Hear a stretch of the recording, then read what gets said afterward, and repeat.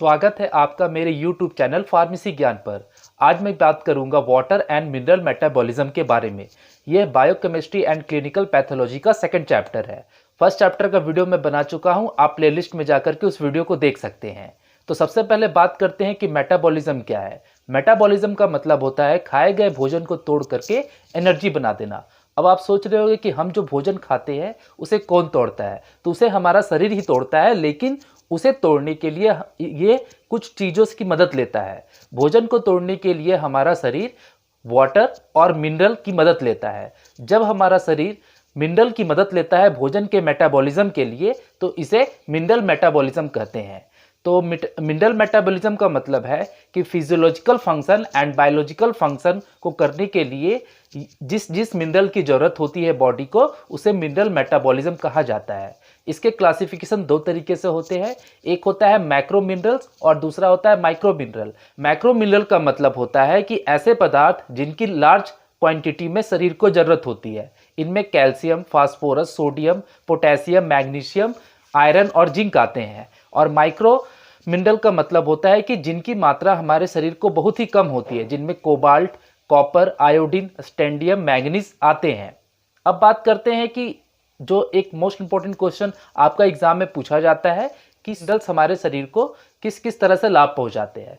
तो सबसे पहले बात करते हैं सोडियम, पोटेशियम और क्लोरीन। सोडियम यानी Na+, पोटेशियम यानी K+ और Cl-। तो ये ब्लड प्रेशर को संतुलित करने में मदद करते हैं, यानी कि ऑस्मोटिक ब्लड प्रेशर जो हमारे बॉडी का है उसे मेंटेन करके ये मिनरल्स रखते हैं। आपको साथ में ये भी जानना होगा कि जो नॉर्मल ब्लड प्रेशर है हमारे बॉडी का वो लेस देन 120 होता है और नीचे जो है लेस देन 80 होता है। लेस देन करते हैं दूसरे एलिमेंट के बारे में, जो है आयरन। आयरन का इस्तेमाल हमारा बॉडी ऑक्सीजन के परिवहन में करता है, यानी ट्रांसपोर्ट ऑफ ऑक्सीजन के रूप में आयरन का इस्तेमाल किया जाता है। उसके बाद बात आती है कैल्शियम की, यानी Ca++। तो Ca++ हमारे टिश्यूज और बोन्स के ग्रोथ और उसके मेंटेनेंस में मदद करता है, यानी कि ऊतक और हड्डियों के निर्माण में और उसे अच्छे तरह से रखने में ये हमारी मदद करता है, ये आयन्स। अब उसके बाद बात करते हैं फिर से Ca++।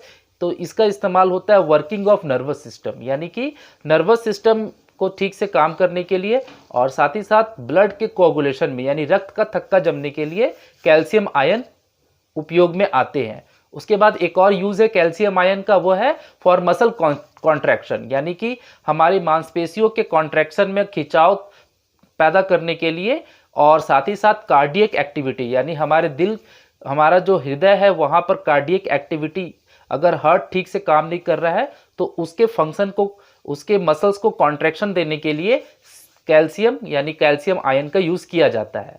तो इस तरह से क्वेश्चन पूछा जाता है कि हमारे शरीर में सबसे ज़्यादा किस मिनरल्स का इस्तेमाल होता है, तो वो है कैल्शियम आयन। इसका पहला इस्तेमाल होता है ऊतक और हड्डियों के निर्माण में, दूसरा होता है वर्किंग ऑफ नर्वस सिस्टम, साथ ही साथ ब्लड कोगुलेशन यानी रक्त का थक्का जमने और मसल कॉन्ट्रैक्शन के साथ साथ कार्डिक एक्टिविटी में इसका इस्तेमाल किया जाता है। अब बात करते हैं सोडियम प्लस आयंस के बारे में। सोडियम प्लस आयन जो है वो Na+ इसे कहा जाता है। ये एसिड बेस बैलेंस बना करके हमारे बॉडी में रखता है।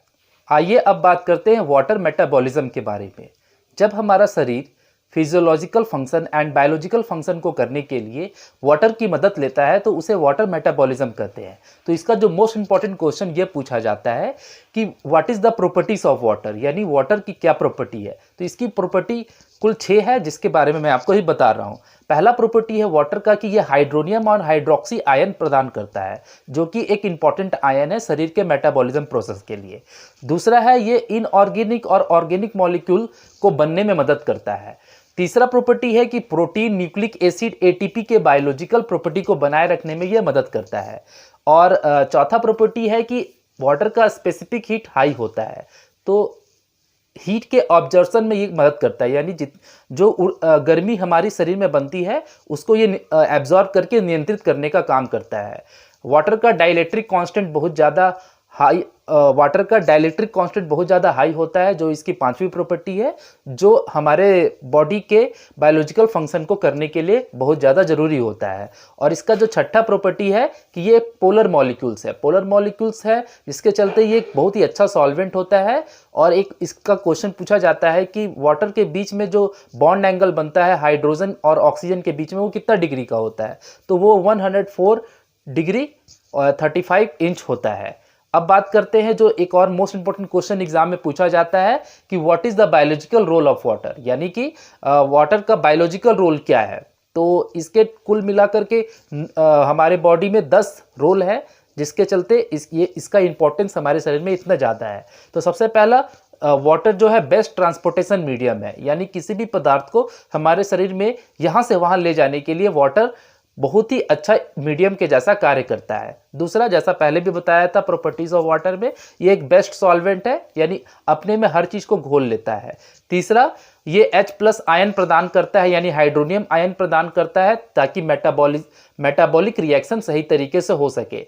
इसका जो है चौथा प्रॉपर्टी ये है कि ये highly inert and simple in nature होता है, यानी कि ये किसी से रिएक्शन नहीं करता है और इसका नेचर बहुत ही सिंपल होता है और न्यूट्रल के जैसा ये बिहेव करता है। पांचवा, ये मेंटेन कांस्टेंट बॉडी टेम्परेचर, मतलब जैसा आपको बताया कि वाटर का जो स्पेसिफिक हीट बहुत ज़्यादा हाई होता है प्रॉपर्टीज ऑफ वाटर में, जिसके चलते ये हमारे बॉडी टेम्परेचर को मेंटेन करके रखता है। ये एक पोलर मॉलिक्यूल है, पार्टिसिपेट इन बायोकेमिकल रिएक्शन, मतलब पोलर मॉलिक्यूल होने के कारण ये बायोलॉजिकल रिएक्शन में पार्टिसिपेट कर सकता है और करता ही है। ठीक है, इसका सातवां रोल ये है, बायोलॉजिकल रोल, कि ये हमारे बॉडी के पीएच को मेंटेन करके रखता है और एंजाइम के एक्टिविटी में ये एसेंशियल है। अगर वाटर नहीं होगा तो एंजाइम की एक्टिविटी नहीं हो पाएगी। तो एंजाइम के सही रूप से कार्य करने के लिए वाटर का हमारे शरीर में होना बहुत ही जरूरी है।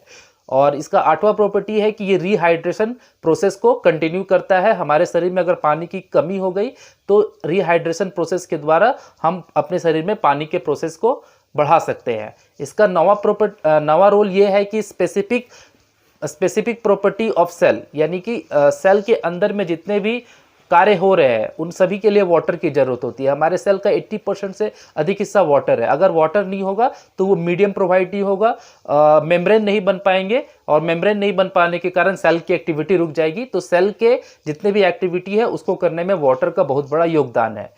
और इसका अंतिम प्रॉपर्टी यह है कि प्रोटीन, फैट, कार्बोहाइड्रेट के बायोलॉजिकल फंक्शन के लिए वाटर बहुत ज़्यादा उपयोगी है और उस वाटर के बिना इनके फंक्शन हो नहीं पाएंगे। तो ये था वाटर का बायोलॉजिकल रोल। अब बात करते हैं जो एक और मोस्ट इंपॉर्टेंट क्वेश्चन है जो एग्जाम में पूछा जाता है हर बार कि हमारा बॉडी जो है वाटर के बैलेंस को किस तरह से करता है, यानी कि आपको बताना है water balance in our body. तो वाटर बैलेंस जो है वो डिपेंड करता है हमारे इनपुट पे और हमारे आउटपुट पे। अगर हमारा इनपुट और आउटपुट सेम है तो हमारे बॉडी में वाटर का बैलेंस बना रहेगा। तो इसके लिए आप एक चार्ट बना लीजिएगा, एक तरफ लिखिएगा वाटर इनपुट और एक तरफ लिखिएगा वाटर आउटपुट। उसके बाद इनपुट में आप जिस तरह से वाटर को लेते हैं, जैसे कि ओरल के रूप में लेते हैं, सॉलिड फूड के रूप में लेते हैं और ऑक्सीडेशन प्रोसेस में जो वाटर बनता है, तो इसको आप नोट डाउन कर लीजिए। आप अमाउंट में कुछ भी अपने से, जैसे 1200 आप वाटर ड्रिंक, मतलब जब पानी पीते हैं तो 1200 ml उसको ले लीजिए। जब आप सॉलिड फूड से लेते हैं तो उसे 1000 ml ले लीजिए। और जब आप ऑक्सीडेशन ऑफ फूड, यानी कि जब हमारे शरीर में ऑक्सीडेशन होता है उस समय जो पानी बन रहा है तो वो 300 ml, तो टोटल हो गया 2500 ml, जैसा आप स्क्रीन पे देख रहे हैं। तो इस तरह से वाटर आउटपुट में हम लोग यूरिनेशन के द्वारा, यानी पेशाब के रास्ते से निकाल देते हैं, वो 1400 हो गया। स्वीटिंग आती है वो 600 हो गया और एक्सपीरेशन के द्वारा 300 ml। इनको भी जोड़ने से 2500 इस तरह से आपको दिखा देना है कि जितना वाटर इनपुट हुआ वो आउटपुट हो गया। तो ये एक इंपॉर्टेंट क्वेश्चन था। दूसरा क्वेश्चन ये है कि यूरिन आउटपुट मैकेनिज्म क्या है। बहुत मोस्ट इंपॉर्टेंट क्वेश्चन है, कई बार पूछा गया है। तो यूरिन आउटपुट मैकेनिज्म और एडीएच मैकेनिज्म क्या है, इसका सारा का नोट्स तो मैं लास्ट में दे दूंगा वीडियो का। आप पहले समझ लीजिए कि यूरिन आउटपुट मैकेनिज्म और एडीएच मैकेनिज्म क्या है। तो यूरिन आउटपुट मैकेनिज्म क्या है कि जब हमारे शरीर में वाटर की कमी होती है, ऐसा महसूस होता है कि हमारे शरीर में वाटर कम है, तो हमारे बॉडी में ब्लड, जो ऑस्मोटिक ब्लड प्रेशर है वो डिक्रीज हो जाता है। जैसे ही हमारे बॉडी में ऑस्मोटिक ब्लड प्रेशर डिक्रीज होता है तो उसके बाद स्टिमुलेट करता है हमारे शरीर को ऑस्मो रिसेप्टर ऑफ किडनी, यानी किडनी के पास इंफॉर्मेशन जाती है और किडनी को हमारा बॉडी स्टिमुलेट करता है, यानी उसे सक्रिय करता है। जैसे ही किडनी के पास जाता है तो किडनी जो है हाइपोथैलेमस ग्लैंड को एक मैसेज भेजती है कि शरीर में पानी की कमी है।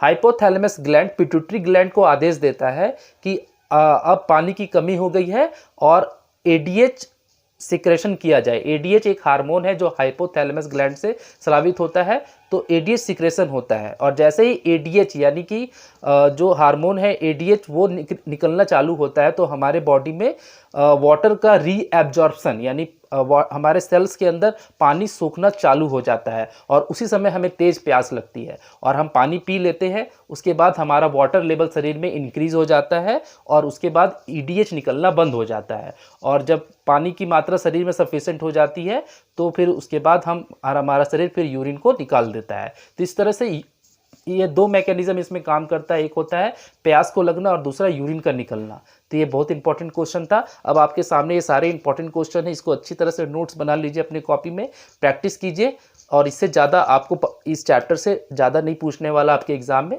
आप बस अच्छे से मेहनत करते रहिए और आगे के क्वेश्चन के लिए आप मुझ पर छोड़ दीजिए। इसी तरह से मैं वीडियो बना करके मोस्ट इंपॉर्टेंट क्वेश्चन आपको देता रहूँगा। बस आप लाइक कमेंट करते रहें, दोस्तों के बीच शेयर करते रहें और आज अगर इस चैनल पे नए हैं तो चैनल को सब्सक्राइब करके बेल आइकन जरूर प्रेस कर लें। मिलते हैं नेक्स्ट थर्ड चैप्टर के मोस्ट इंपॉर्टेंट क्वेश्चन के साथ, तब तक के लिए बाय बाय।